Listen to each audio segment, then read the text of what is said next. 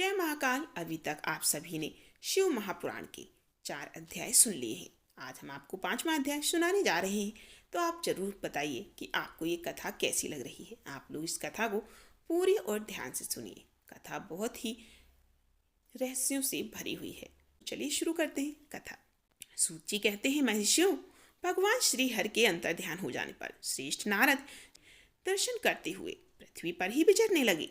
भूलोक पर घूम घूम कर उन्होंने भोग और मोक्ष देने वाले बहुत से शिवलिंग का प्रेम पूर्वक दर्शन किया।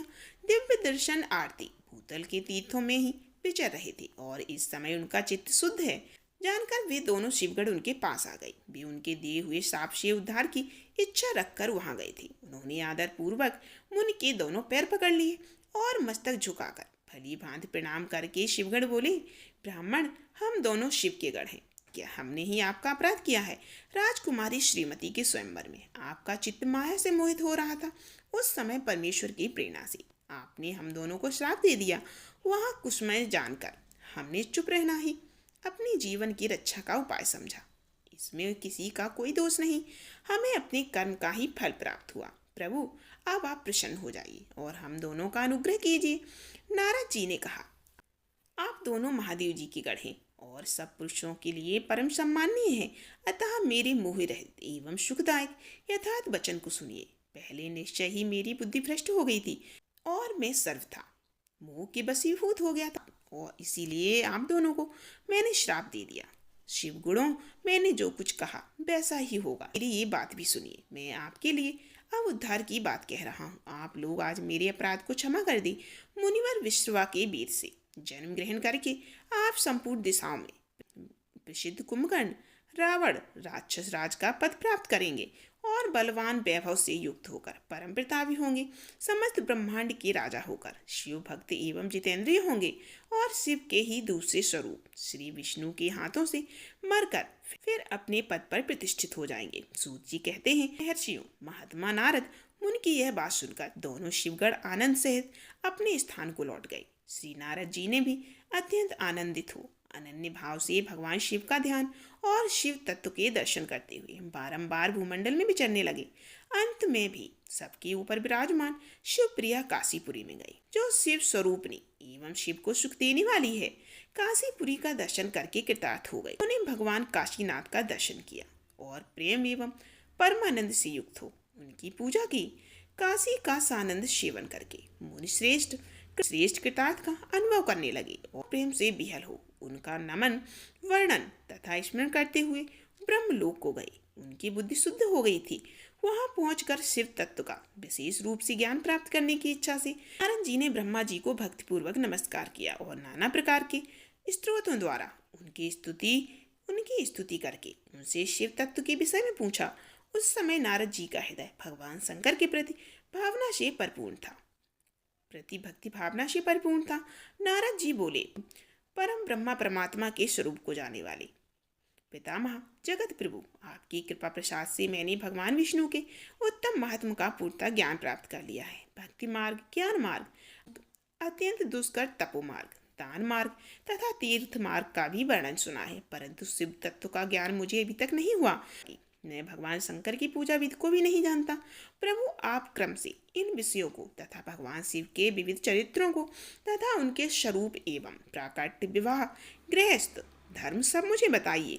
निष्पाप पितामह ये सब बातें तथा और जो भी आवश्यक बातें हैं उन सब का आपको वर्णन करना चाहिए। जानाथ, शिव और शिवा के आविर्भाव, विवाह का प्रसंग विशेष रूप से कहिए तथा कार्तिकेय के जन्म की कथा मुझे सुनाइए। प्रभु, पहले बहुत से लोगों से मैंने ये कथा सुनी है किंतु मैं तृप्त नहीं हुआ, इसीलिए आपकी शरण में आया हूँ। आप मुझ पर कृपा कीजिए। शिव महापुराण रुद्र संहिता का 6वां अध्याय। ब्रह्मा जी ने कहा, देव शिरोमणि, तुम सदा समस्त जगत के उपकार में ही लगे रहते हो। तुमने लोगों के हित की कामना से यह बहुत उत्तम बात पूछी है, जिसके सुनने से संपूर्ण लोगों के समस्त पापों का क्षय हो जाता है। उस अनामय शिव तत्व का मैं तुमसे वर्णन करता हूँ। शिव तत्व का स्वरूप बड़ा ही उत्कृष्ट और अद्भुत है। जिस समय समस्त चराचर जगत नष्ट हो गया था, सर्वत्र केवल अंधकार ही अंधकार था। न सूर्य दिखाई देते थे, न चंद्रमा, अन्य ग्रहों और नक्षत्रों का भी पता न था। न दिन था न रात, अग्नि, पृथ्वी, वायु और जल की भी सत्ता नहीं थी। प्रधान तत्व अव्यकृत प्रकृति से रहित सूना आकाश मात्र शेष था। दूसरे किसी तेज की उपलब्ध नहीं होती थी। अदृश्य आदि का भी अस्तित्व नहीं था। शब्द और स्पर्श भी साथ छोड़ चुके थे। गंध और रूप की भी अभिव्यक्ति नहीं होती थी। रस का भी अभाव हो गया था। दिशाओं का भी भान नहीं होता था। इस प्रकार सब और निरंतर सूची भेद घोर अंधकार फैला हुआ था। उस समय तत्सत ब्रह्मा, इस श्रुति में जो सत्य सुना जाता है, एकमात्र वही शेष था। जब यह वह ऐसा जो इत्यादि रूप से निर्दिष्ट होने वाला यह जगत नहीं था, उस समय एकमात्र वह सत्य ही शेष था, जिसे योगी जन अपने हृदय आकाश के भीतर निरंतर देखते हैं। वह सत्य तत्व मन का विषय नहीं है। वाणी भी वहां तक कभी नहीं पहुंच पाती। वह नाम एवं रूप रंग से भी शून्य है। वह न स्थल है, न कृस है, न लघु है, न गुरु है। उसमें न कभी वृद्धि होती है, न हास। श्रुति भी उसके विषय में चकित भाव से है। इतना ही कहती है, अर्थात उसकी सत्ता मात्र का ही निरूपण कर पाती है। उसका कोई विशेष विवरण देने में भी असमर्थ हो जाती है। वह सत्य ज्ञान स्वरूप, अनंत परमानंदमय, परम ज्योति स्वरूप, अपारमय, आधार रहित, निर्विकार, निराकार, निर्गुण, योगिम, सर्वव्यापी, सबका एकमात्र कारण, निर्विकल्प, निरारंभ, माया शून्य, उपद्रव रहित, जिस परिब्रह्मा के विषय में ज्ञान और अज्ञान से पूर्ण उक्तियों द्वारा इस प्रकार ऊपर बताए हुए अनुसार इस प्रकार विकल्प लिए जाते हैं। उसने कुछ काल के बाद सृष्टि के समय आने पर द्वितीय की इच्छा प्रकट की। उसके भीतर एक से अनेक होने का संकल्प उदित हुआ। तब उस निराकार परमात्मा ने अपनी लीला शक्ति से अपने लिए मूर्ति आकार की कल्पना की। वह मूर्ति संपूर्ण ऐश्वर्यों से संपन्न, सर्वज्ञानमयी, शुभ स्वरूपा, सर्वव्यापिनी, सर्वरूपा, सर्वदर्शनी, सर्वकारिणी, सबकी एकमात्र वंदनीय, सर्वविद्या, सब कुछ देने वाली और संपूर्ण संस्कृतियों का केंद्र थी। उस शुद्ध स्वरूप ने ईश्वर मूर्ति की कल्पना करके वह अद्वितीय, अनादि, अनंत, सर्वप्रकाश, चिन्मय, सर्वव्यापी और अविनाशी परब्रह्मा अंतरहित हो गया, जो मूर्ति रहित परब्रह्मा है। को मूर्ति भगवान सदाशिव हैं, अवार्चनीय और प्राचीन। विद्वान उन्हीं को ईश्वर कहते हैं। उस समय एकाकी रहकर स्वेच्छानुसार विहार करने वाले उन सदाशिव ने अपने विग्रह में स्वयं ही एक स्वरूप भूता शक्ति की सृष्टि की, जो उनके अपने श्रीअंग से कभी अलग होने वाली नहीं थी। उस पराशक्ति को प्रधान प्रकृति गुणवती माया, बुद्धि तत्व की जननी तथा विकार रहित बताया गया। यह शक्ति अंबिका कही गई। उसी को प्रकृति, सर्वेश्वरी, त्रिदेव जननी, नित्या और मूल कारण भी कहते हैं। सदाशिव द्वारा प्रकट की गई उस शक्ति की 8 भुजाएं, उस शुभ लक्षणा देवी के मुख की शोभा विचित्र है। वह अकेले ही अपने मुखमंडल में सदा एक सहस्त्र चंद्रमा की कांति धारण करती है। नाना प्रकार के आभूषण उसके श्री अंगों की शोभा बढ़ाते हैं। वह देवी नाना प्रकार की गतियों से संपन्न है और अनेक प्रकार के अस्त्र शस्त्र धारण करती है। उसके खुले हुए नेत्र खिले हुए कमल के समान जान पड़ते हैं और अचिंत्य तेज से जगमगाती है। वह सबकी योनि है और सदा उद्यमशील रहती है। एकाग्नि होने पर भी वह माया संयोग वशात अनेक हो जाती हैं। वे जो सदाशिव है उन्हें परम पुरुष ईश्वर, शिव, शंभु और महेश्वर कहते हैं। वे अपने मस्तक पर आकाश गंगा को धारण करते हैं।